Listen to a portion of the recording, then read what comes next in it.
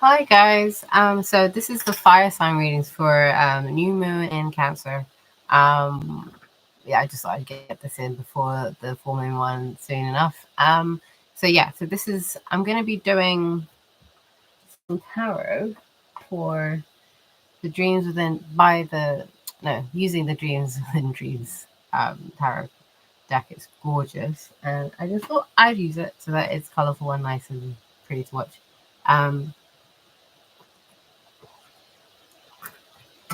okay, so just gonna go straight into it.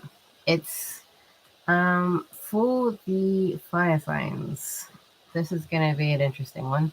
For Aries, this new moon is in your fourth house. For Leo, it's gonna be in your 12th, and for Sag, it's gonna be in your 8th house. So the 4th house and 4, 8, 12 houses are to do with your emotions, your family, your relationships, being in flow, psychic stuff, intuitive stuff, creative stuff, right? Workflow included and working from home and all that. So it does affect a lot of how you feel and process stuff and motivated you are about stuff. So I'm just going to do some card shuffling. It's already in a Cancerian house, which is all to do with home and not just home, but it's a thing that generates emotion and feelings and relationships. It's the person that extends an olive branch or sends flowers to people or gets the family round. You know what I mean? And they are. It's about and also if on a professional level, it's the person who gets motivated enough to be able to have the right feeling enough to be processes their emotions enough to be able to know that they should be working, what they need to do to make themselves feel like they should be working, so that they can get themselves into a mental state to work, if that makes sense. So if they're not feeling like it, they'll know what they need to do to take care of themselves to get to that place and to generate some workflow or motivation. When they're doing the healthy stuff. When they're not, it goes the complete other way. So yeah. Right. So first card is the Two of Swords. I really like the Two of Swords. I know it sounds like a weird one considering it usually means flying blind. It means you don't have enough information to do with your senses. The 2 usually represents Taurus, the senses. So you see your sight, your 5 senses, and so you might not have stuff that you can see, you might not have stuff that you can hear, information from other people, but you're having to make decisions and choices. Being the 2, it's not about being passive. It's about reading the room first before you make a choice and then looking before you leave, basically. And so it requires you to do things from a very intuitive place. I feel this, I intuitively sense this, sorry. So I'm going to make this decision. But you're using, I think it's more similar to it's like a INFP, ISTP personality type almost, because it's kind of it requires you to have to just go based on instinct and intuition.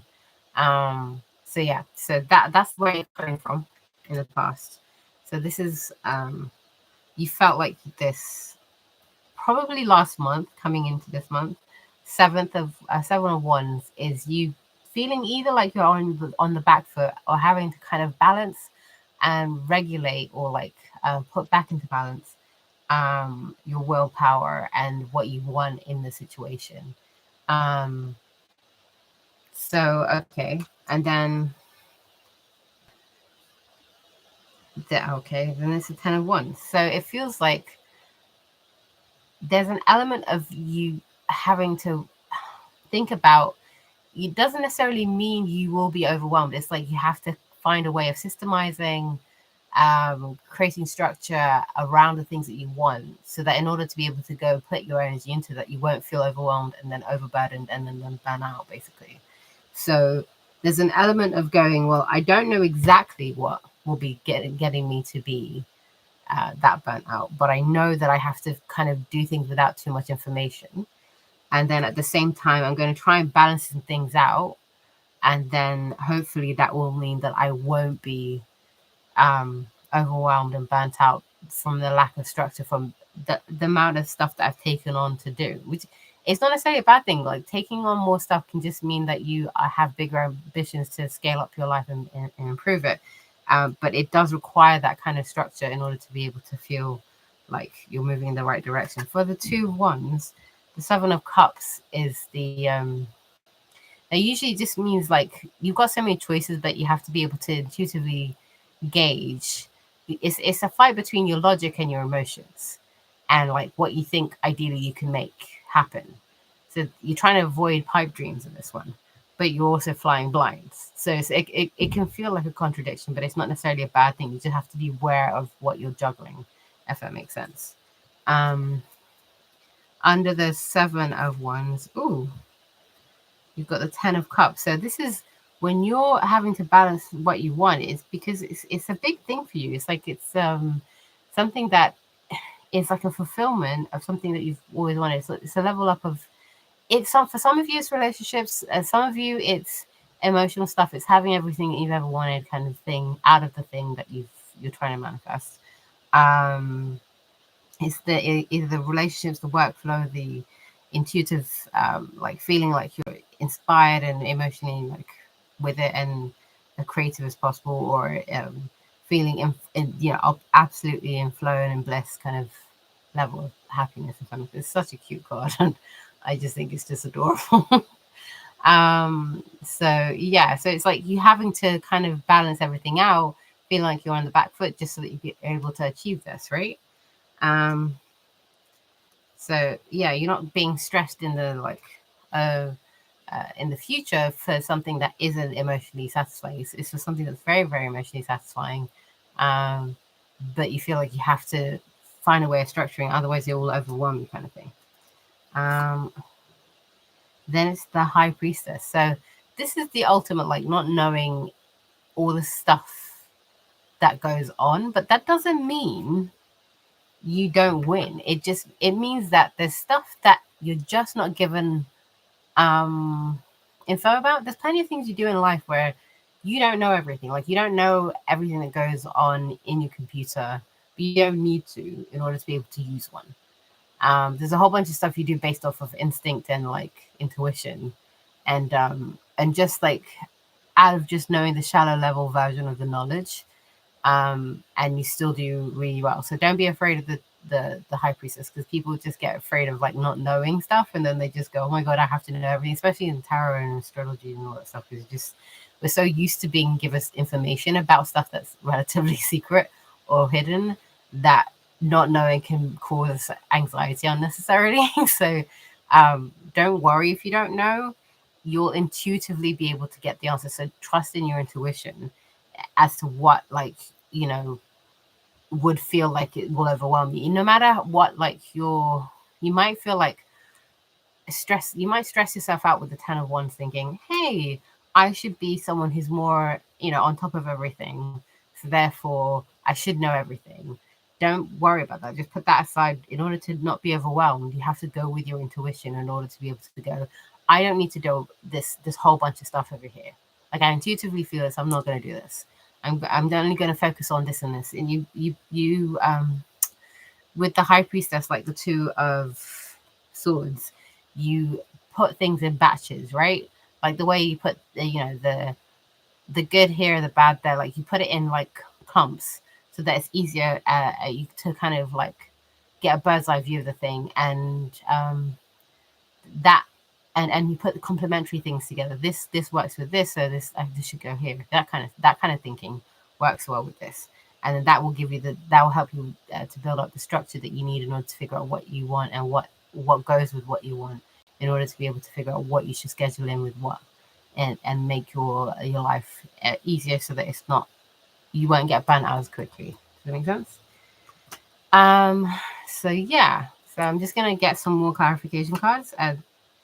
So there's 3 of Swords under the 7 of Cups. Yeah, people get scared of this card.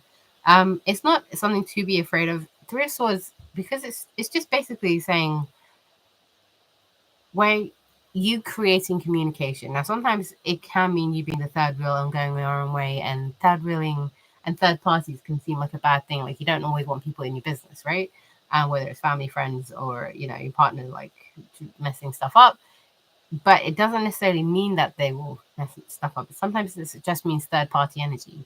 And where it comes to in swords, which is like information, it could be something that is quite just logical and therefore doesn't take into consideration your feelings. But sometimes, especially when it comes to, because this is what the combination that's come under the two of swords here. So not, you know, flying blind, having very little information and going via intuition, and then feeling like you have to make a choice where like you're trying to be wary of like pipe dreams, and you don't have the information that you want in order to be able to explore and figure out what you want. So you're not able to explore as much as you want in this case, but that's not a bad thing. You're having to go based off of intuition, just to what two sources, what it has actually manifested already, not what I can explore. Three is exploring, and then source is information. So sure, you're not able to explore the information you want in order to figure out whether this is a pipe dream or not, but you're having to go on intuition based off what's actually physically manifested with the two of swords. You get what I mean? So then, yeah, and two of cups here. I mean, this traditionally is to do with relationships. For some of you, it is to do with relationships directly. Other people, it's partnership, and other people is down to like what goes together in terms of your workflow and like your intuition or creativity or your home life, if that makes sense. So you're able to you need to batch stuff up right now, but you know the things that in order to feel like you're balanced and regulated with your willpower and what you want, in order to get, you know, everything you've wanted on a higher level, is leveling up. You've got to be able to batch stuff up based on how you feel, like I said, based on what intuitively feels correct, psychically, what makes you feel good, you know, like follow your bliss kind of stuff. So yeah, and then this is the last card for under the High Priestess. You got the Wheel of Fate. So this is quite a game changer kind of card. This means that what you'll be doing in terms of structuring your time in order to be able to figure out what to invest your energy into, even though you'll be doing it intuitively, and having to take a step back to do intuitively because you're having to like, it's the reverse one, so it's like taking a step back to do it, will change the structure. It will be like an all change situation. Like it'll change your schedule, it changed where you end up, you know, like it changed where you end up being in terms of space and time. So it's like physical, you end up having a different routine of where you go and what you do. And it's destined. So it's kind of more of a, it will feel like I'm supposed to be doing this. Like all the circumstances around me are pushing me towards this, if that makes sense. It's less of a kind of like, oh, do I feel like having a tuna sandwich today kind of fate kind of choice. It's more of a, my whole life is feeling like it's being pushed in this direction, and this is the easiest thing for me to do out of all the other choices. I have no choice kind of thing. It's not like you have no choice, but you could feel like that, right? So yeah, generally is progress. It's just, it requires you having to kind of think it through in an intuitive way. Okay, so this should be a really good month for you guys. Yeah. So enjoy, and if you have any like comments or things to just tell me about like how it manifested for you and what you wanted to know more about, leave some comments in the comment section. In the description sections, everything about like how to get readings from me, whether it's via Patreon in terms of a membership subscription service kind of thing, or via my website for a proper like 20, 30, 40 minutes or an hour kind of session, or you know, if you just want to donate and like be generous and sweet and stuff, you can also do it that way via PayPal. But anyway, it's all down there, and hopefully I'll see you guys next in the next couple of weeks for the Capricorn one, okay, for the full moon one, and that will the full moon one will show you what you've manifested since January and what will be coming to fruition from then, because the new moon was in Capricorn, and the fruition comes in to play during the full moon in Capricorn. So we'll be going into that, and then how that you can use that in your favor for manifestation, and how you can use that to schedule, new things that you want to manifest into your life for the rest of the year. Okay. Take care, guys. Okay. Bye.